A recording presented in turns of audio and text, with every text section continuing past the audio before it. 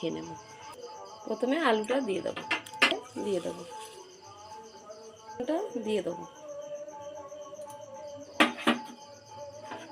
পেঁয়াজ লঙ্কা দিয়ে দেবো,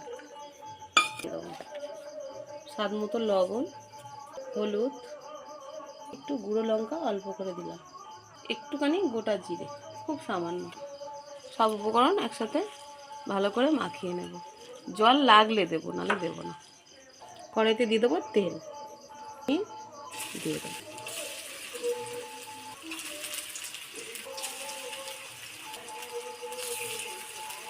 এক পিঠটা হয়ে গেছে, আর এক পিঠটা উল্টে দেবো।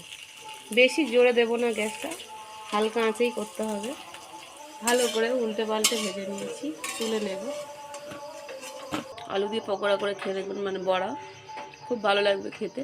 সন্ধ্যাবেলা টি দেখতে দেখতে খাওয়া হয়ে যাবে।